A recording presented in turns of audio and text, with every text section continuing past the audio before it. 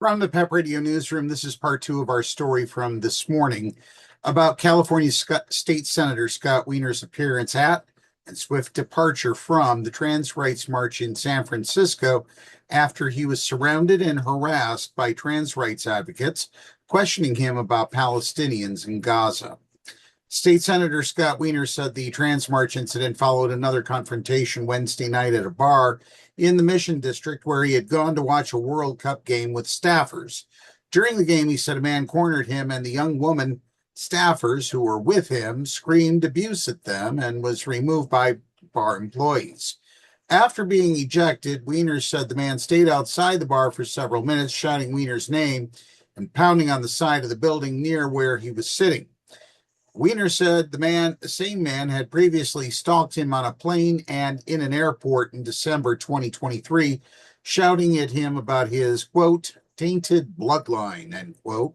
The incident comes as political violence and intimidation increasingly shape what it means for LGBTQ plus people to seek or hold public office. A recent LGBTQ plus Victory Institute report, Threats on the Trail, Experiences with Political Violence Among LGBTQ plus Candidates in the USA, surveyed 215 LGBTQ plus candidates who ran between 2023 and 2025 across 42 states, Puerto Rico, and Washington, D.C.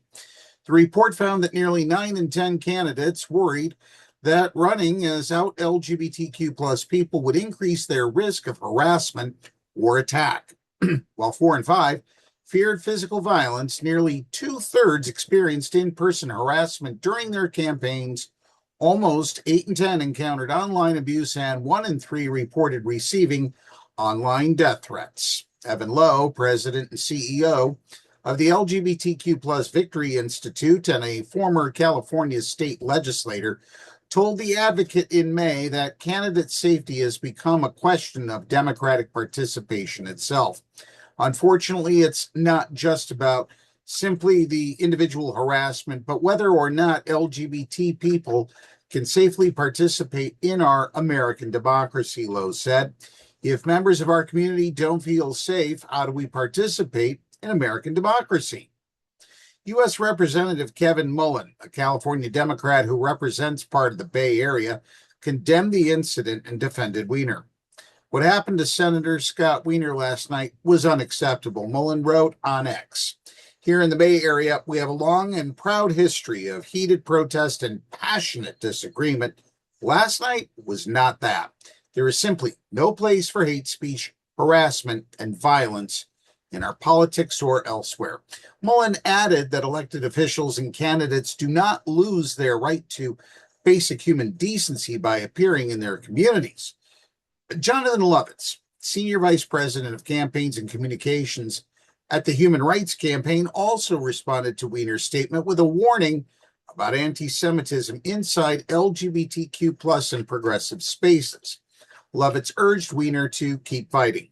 Being Jewish in some queer spaces has felt less safe than I've ever felt being queer in Jewish spaces. Lovitz wrote in a comment on Wiener's post, "We've allowed too many people to mistake outrage for justice and hate for activism. If we won't confront anti-Semitism within our own movements, we undermine everything we claim to stand for and weaken the democratic values that protect us all."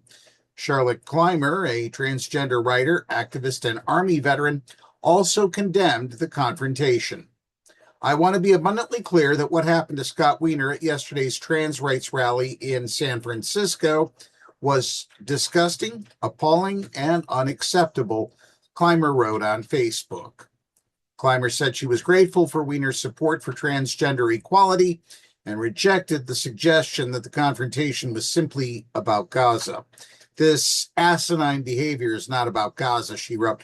"It's about hatred of Jewish people. It is anti-Semitism. Mr. Wiener was targeted for being Jewish." That's a news blast for this hour. The PEP Radio YouTube channel has news blasts throughout the day. Be sure to subscribe to keep informed. The Pennsylvania Equality Project is conducting its annual housing survey. The survey remains open through July 31st. If you are over 18, part of the LGBTQ plus or other marginalized communities in Pennsylvania, you're eligible to join us. Up next, we have the Meadville area weather forecast here on PEP Radio.